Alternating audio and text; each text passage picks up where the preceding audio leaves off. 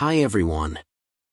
This is book summary to Grit to Great, How Perseverance, Passion, and Pluck Take You from Ordinary to Extraordinary by Linda Kaplan Thaler and Robin Koval.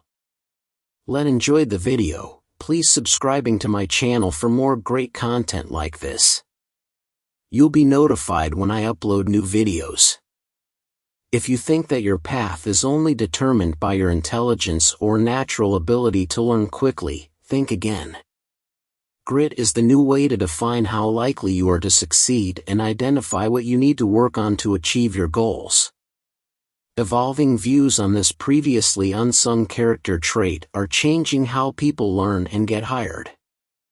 In this book summary, you'll learn how grit separates the dreamers from the doers, and you'll discover how to focus on growing your grit.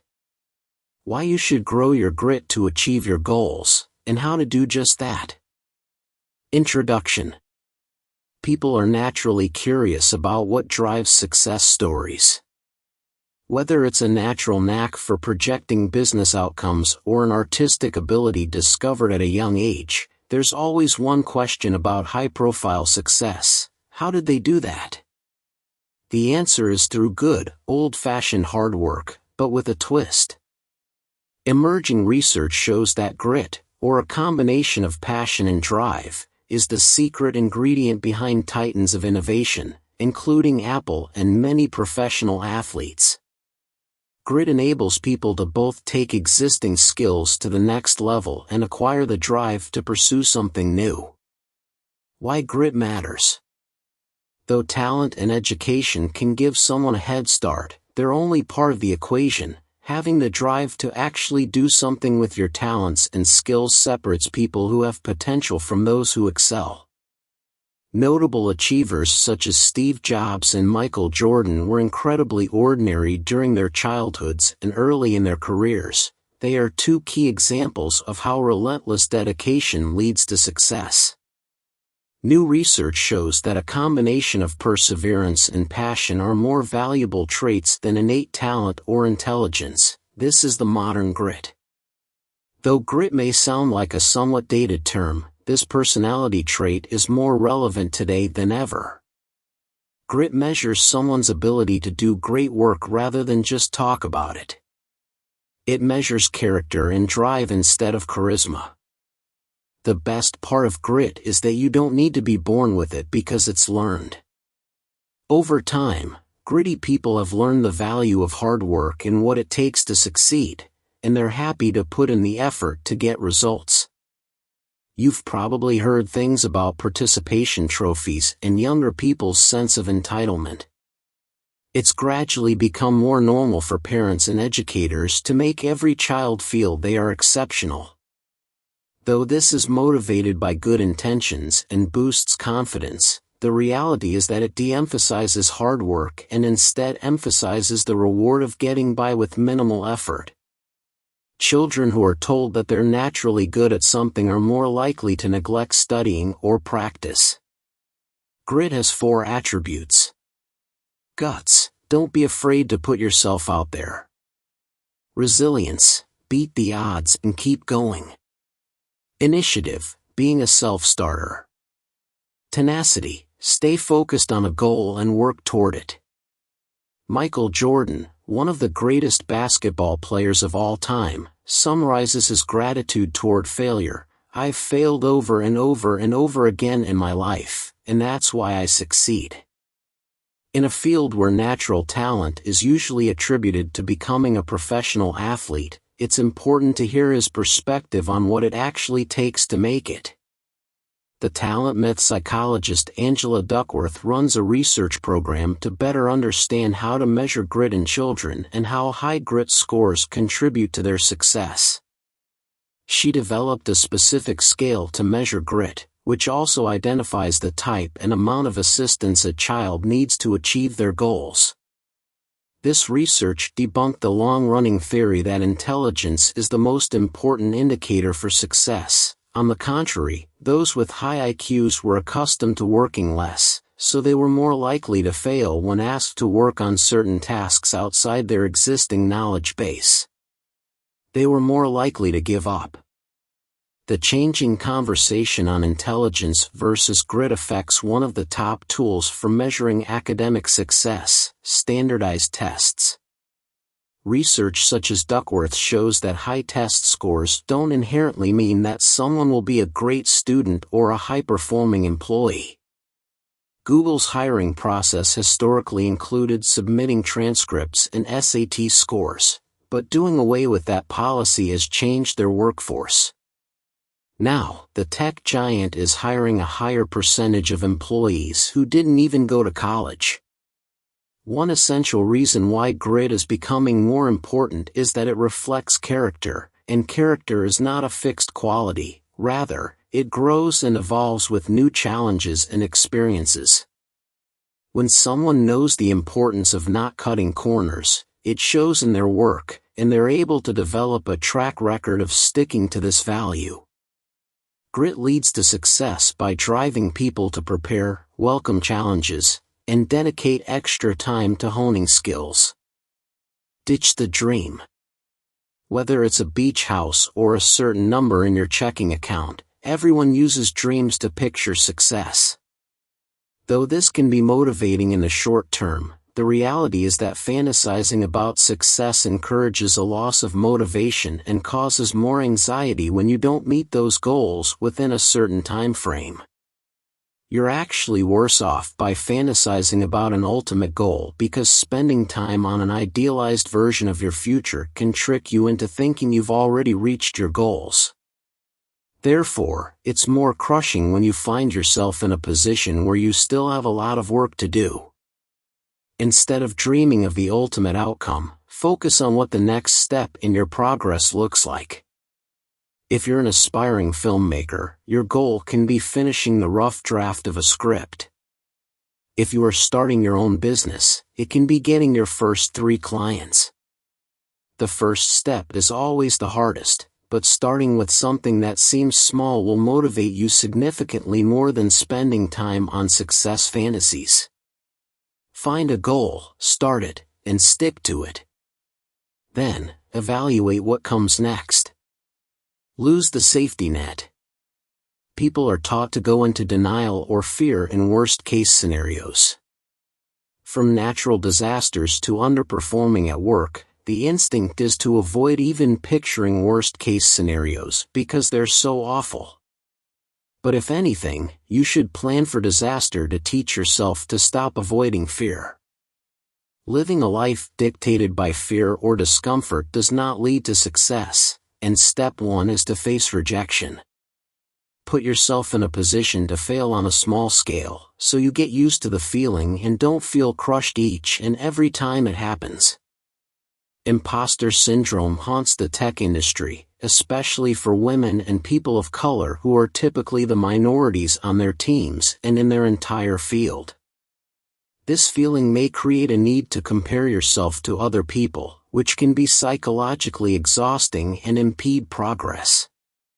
People with imposter syndrome will do things like dismiss their accomplishments or contributions, feeling like it's just a matter of time before they are found out for doing something wrong. Taking control of your imposter syndrome requires tackling self-doubt. Ask yourself to define the problem, identify the worst-case scenario, and evaluate whether that scenario has a chance of happening. In most cases, it's just an emotional response that creates a feeling of possibility where there is none. To really get rid of the safety net, stop making excuses. Excuses are the enemies of your goals. If you find yourself stating excuses for why you didn't do something or why the results were subpar, stop and use it as an opportunity for evaluation. Instead of resorting to excuses, simply ask yourself how you would do things differently next time. Get into weight training. As a culture, people are obsessed with overnight success stories that show someone beating the odds or redefining an industry as an outsider. Such people are hailed for breaking down barriers and breaking down doors. But while it makes great stories, instant success is the outlier, not the norm, and it definitely isn't a reliable game plan. Achievement is all about playing the long game and delaying gratification. Learning to resist giving into temptation is important. Your priorities need to change to find success, and you need to stick to them for as long as it takes. You must also balance impulse and reason and learn not to go after what feels good during that exact moment. In the 1990s, lawyer Mike Lewis took on big tobacco. Despite overwhelming evidence dating back to the 1960s that tobacco was linked to lung cancer, cigarette manufacturers refused to take responsibility. Devastated by a friend's death from lung cancer, Lewis did something a little radical. He decided to sue companies for taxpayer money spent on treating smoking-related illnesses in his home state of Mississippi. Lewis and his colleagues filed their suit in May 1994 and held a press conference to make a statement to the tobacco industry. You caused the health crisis, so you pay for it.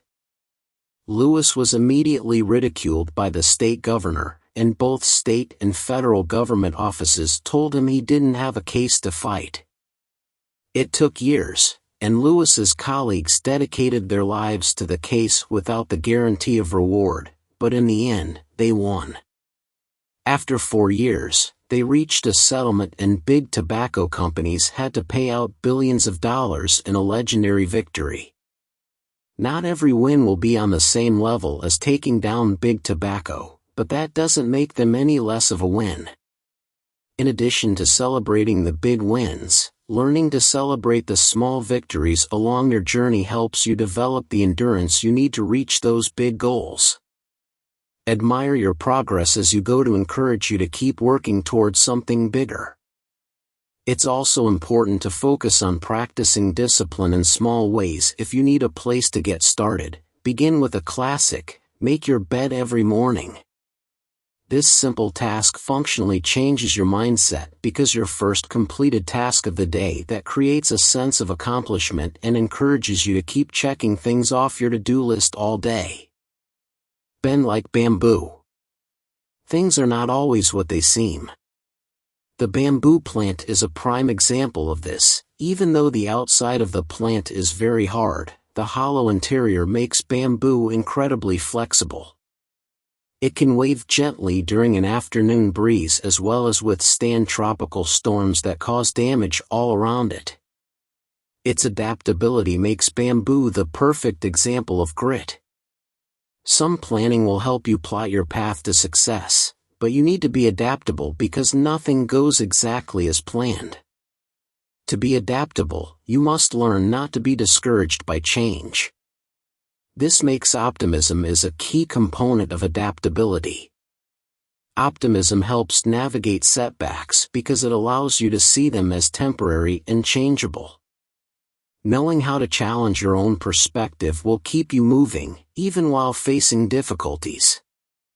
If you find yourself becoming discouraged by one or more changes, stop before your thought process starts to spiral. What can you do to change what is currently happening? And how do you plan to do that?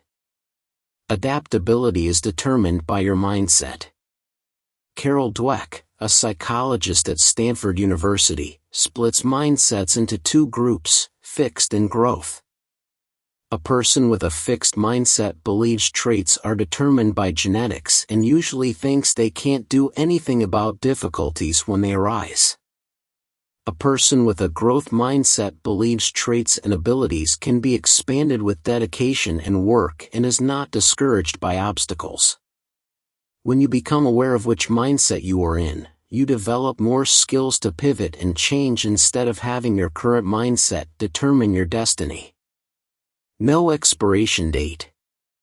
As people get older, they assume that their abilities naturally weaken, including their ability to change and learn. Phrases like "old dogs can't learn new tricks" encourage this perspective. But grit is not determined by age. Your brain operates like a muscle from the time you were born, and without exercise and practice, it grows weak. But there are always opportunities to grow your grit, no matter your age. This obsession with age and building success while you're young is changing how people view their careers.